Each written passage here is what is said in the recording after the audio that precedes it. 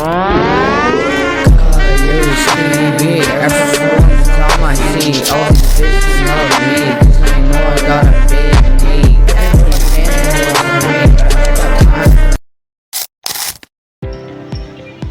semuanya, pada kesempatan kali ini kita akan berbincang-bincang dengan pengusaha UMKM yang bisa menginspirasi kita untuk tidak takut untuk memulai suatu bisnis. Beliau memulai usahanya dari nol sampai bisa menjadi besar seperti sekarang. Pasti banyak banget pelajaran dan cerita seru yang bisa kita ambil. Jadi buat kalian yang mau tahu tentang bagaimana rasanya memulai usaha dari nol atau mencari motivasi biar menjadi lebih semangat, pastikan kalian nonton video ini sampai habis ya. Bu Pupung Eftariana merupakan owner dari bisnis Oishi Takoyaki. Beliau berusia 33 tahun, berdomisili di Kecamatan Kerjo, Kabupaten Karanganyar. Beliau menjual produk kuliner dengan inovasi yang unik dan menarik.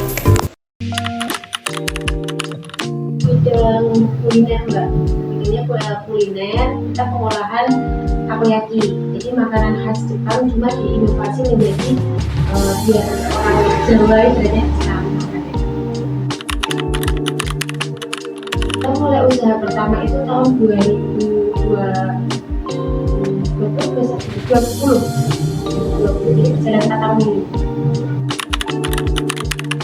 Dulu itu pertama kita biasa cuma pakai meja satu kayak gini sama kompor satu dan sederhana banget, belum ada tulisan, belum mengenal branding atau apa, belum mengenal kios, itu masa cuma biasa pakai tusuk biasa kayak gitu.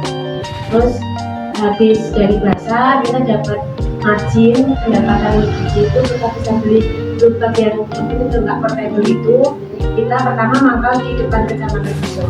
Jadi itu alhamdulillah banyak konsumen yang minat, banyak konsumen yang balik lagi. Terus kita alhamdulillah bisa beli produk. Kita mangkal di masuk ke dalam Kecamatan Kerjo dulu kan di dalam kecamatan kan ada namanya program pemerintah UMKM, maksudnya di situ yang street food. Terus karena udah nggak berjalan kita buka kios. Alhamdulillah ya sekarang sampai bisa menduduki kios, terus buka beberapa cabang, cuma kita kemitraan.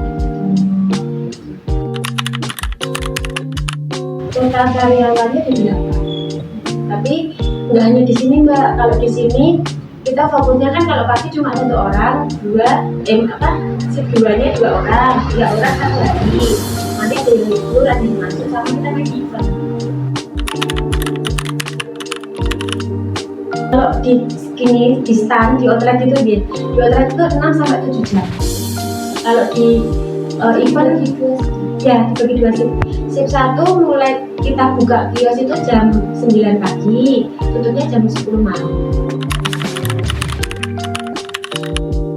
Tahun yang pertama modal itu pasti modal saya itu dulu nggak dari uang saya, digembleng COVID habis-habisan, nggak punya uang, suami bisa dari perusahaan, nggak punya uang sama sekali. Modal pertama saya itu dari uang kita anak cuma 300.000 itu mbak. Jadi udah nggak punya uang, nggak bisa saya harus bisa memberi uang anak saya, kan jadi punya beban mbak, saya harus memberi uang ini gitu. Jadi alhamdulillah yang besar itu ibaratnya yang bisa jauhnya berdos lah. Saya ininya satu mbak, database konsumen. Saya punya database konsumen sampai sekarang itu udah ada lebih dari 500 database konsumen tetap saya. Saya punya kartu pelanggan. Intinya itu bukan masalah punya kartu nanti dapat diskon gratisan, itu enggak mbak. Intinya itu kita mendapatkan nomor konsumen, nomor WA.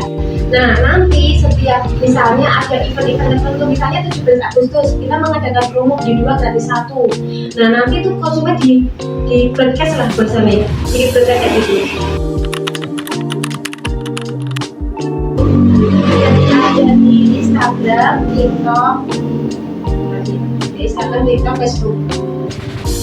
Ya, nanti bisa dibuka Oishi Takoyaki, namanya di sini atau Oishi Takoyaki. Kalau outlet saya sendiri, yang diri saya sendiri itu satu mbak ya ini. Memang kita ada event, namanya event itu ada event sama yang lainnya itu event. Jadi yang memberikan hal ini ke saya. Jadi nanti dua manajemen Mbak. Satu manajemen yang dioperasi yang penjualan, yang satunya manajemen yang mengurusin kemitraan. Gitu. Dan itu di manajemen keuangan. Kita harus memisahkan antara uang usaha sama uang pribadi. Terus kita sebagai owner, kan owner ya Mbak, paling owner kita harus wajib menggaji diri sendiri awalnya. Apa? Biasanya, itu pengalaman saya Mbak, biasanya kita punya sehari punya omset 100 misalnya, itu habis buat harian Mbak. Ketika nanti usahanya udah jalan, kita punya margin, kita mengembangkan kan asetnya dikembangkan dulu. Ketika kita udah nggak bisa menanganinya sendiri, kita nggak bisa jualan sendiri, alangkah baiknya kita itu mencari orang untuk membantu. Usaha pasti harus mengalami rugi Mbak, karena itu bercambuk kita. Kata sing ini udah bercambuk tambah ini apa? Jadi misal gini, udah beras cuma 10.000 harus tetap jualan. Nanti akan insya Allah akan ditutup jualan berikutnya. Bisnis Oishi Takoyaki sudah mempunyai sertifikat penyuluhan keamanan pangan dari Kepala Dinas Kesehatan Kabupaten Karanganyar, surat izin usaha, dan sertifikat halal dari Kementerian Agama. Perlunya sertifikat dan surat tersebut agar pelanggan lebih percaya terhadap produk yang dijual. Tidak hanya takoyaki saja, tetapi juga menawarkan okonomiyaki dan dokyo yang kaya akan rasa dengan tekstur yang lembut. Jadi, tunggu apa lagi? Buat kalian yang ingin tahu gimana sensasi lezatnya makanan khas Jepang dengan cita rasa Indonesia, ayo datang ke outlet atau cabang Oishi Takoyaki terdekat.